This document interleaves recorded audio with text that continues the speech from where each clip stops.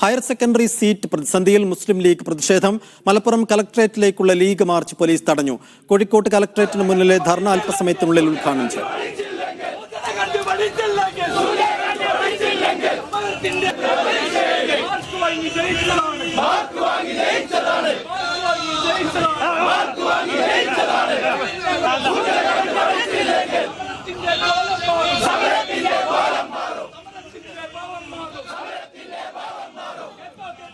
സാജിദ് അജ്മൽ മലപ്പുറത്ത് നിന്ന് വിശദാംശങ്ങൾ നൽകും. സാജിദ്, ഈ +1 സീറ്റ് പ്രതിസന്ധിയിൽ വലിയ പ്രതിഷേധമാണ് ഇപ്പോൾ മുസ്ലിം ലീഗ് മലബാർ ജില്ലകളിലാകെ ഉയർത്തുന്നത്. മലപ്പുറത്തെ പ്രതിഷേധ പരിപാടി എങ്ങനെ പുരോഗമിക്കും? സൈഫുദ്ദീൻ, മലപ്പുറത്ത് മാത്രം 20,000-ലധികം വിദ്യാർത്ഥികൾക്കാണ് +1-ന് സീറ്റില്ലാതെ പ്രയാസപ്പെടുന്നത്. ഈ പശ്ചാത്തലത്തിലാണ് മലബാർ ജില്ലകളിൽ ആകെയുള്ള ഹയർ സെക്കൻഡറി സീറ്റ് പ്രതിസന്ധി ഉയർത്തിക്കൊണ്ട് മുസ്ലിം ലീഗ് പ്രക്ഷോഭം നടത്തിയത്. അല്പസമയം മുൻപ് ആണ് ഇങ്ങോട്ട് ഈ പ്രകടനമായി എത്തുകയും ഏതാനും പ്രവർത്തകർ ബാരിക്കേഡിന് മുകളിൽ കയറിയിരിക്കുകയും ചെയ്തു.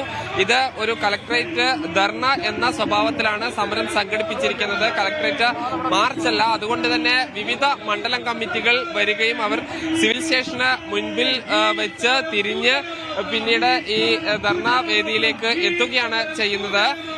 പ്രതിപക്ഷ ഉപനേതാവ് മുസ്ലിം ലീഗിന്റെ ദേശീയ ജനറൽ സെക്രട്ടറിയുമായ PK കുഞ്ഞാലിക്കുട്ടിയാണ് ഈ ധർണ ഉദ്ഘാടനം ചെയ്യുന്നത്.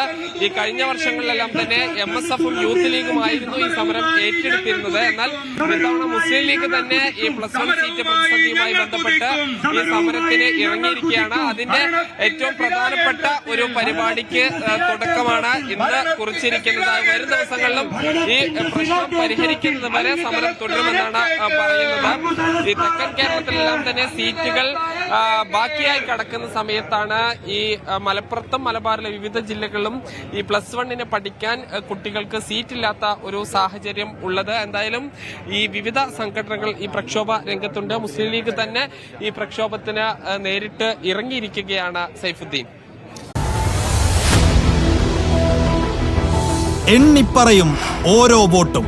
June 4 media 1-നൊപ്പം.